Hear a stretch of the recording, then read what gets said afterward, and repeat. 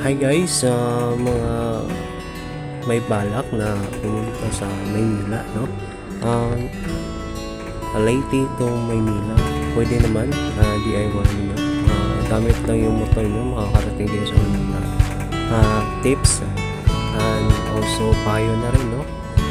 If may plano kang bumiyahe papuntang Maynila from Leyte, so dapat fully charge lahat ng cellphone mo at dapat may plano ka, may sapat kang pera para sa gas mo at in case na siraan ka sa daan, so mayroon kang perang madudukot in short, no?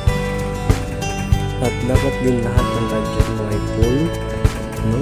Hindi lubat at dapat may pang extra power bank in case na malubat yung cellphone mo, kasi doon sa Manila talagang gamit talaga yung cellphone natin sa GPS, kasi alam naman natin na hindi natin numeryado yung daan doon, at kahit na yung mga taga doon ay still gumagamit pa rin sila ng GPS o Google Map, no?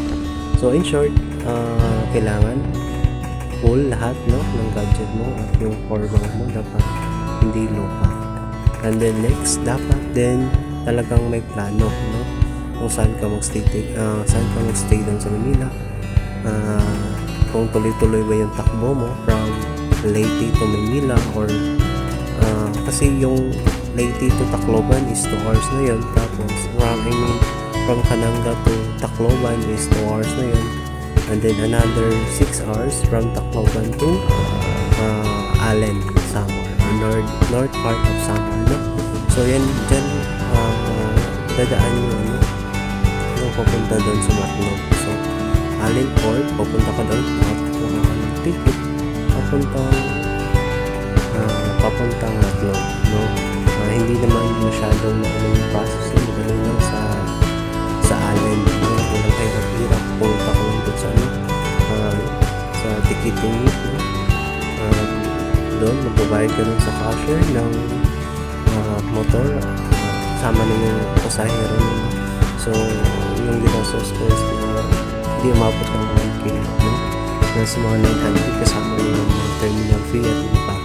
Tapos kailangan mo yun, kailangan pumunta dun sa Philippine Coast Guard para matatakan mo yung papel mo, no? Para tuloy-tuloy na, tapos punta ka na dun sa barko mo, and then pag-uwi mo naman, yun lang, no? Kasi yung pag-uwi mo dun sa Matnog hindi talaga maganda, no?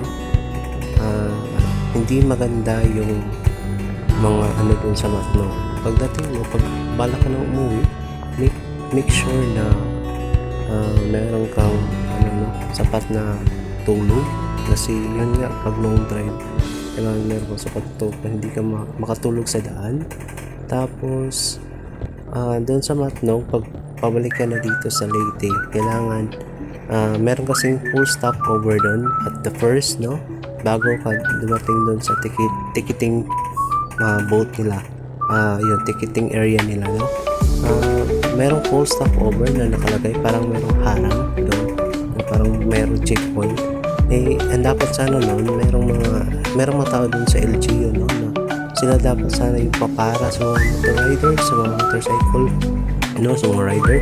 Kasi katulad ko, first time hindi ako pinara, kaya nakapunta na ako doon sa ticketing area nila, tapos kailangan ko na naman bumalik doon sa kanilang first full stopover, kasi doon mo i-register yung motor mo, no?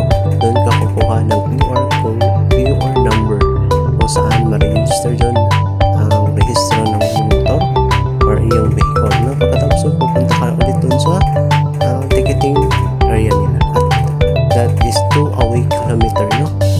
So 2 kilometer malayo. Kaya make it sure na pag meron ka nakita ang full stopover, ihinto ka doon, tapos i-register mo yung motor mo. Pagkatapos mo kuha yung QR code number, pupunta ka doon sa ticketing booth at doon ka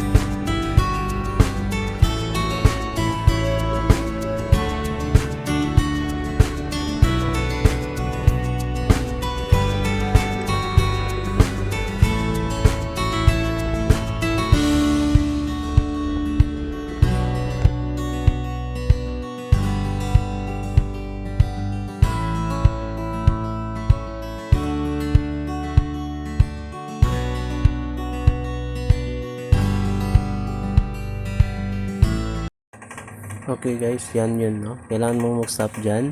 Tapos dyan, ma-register yung motor mo.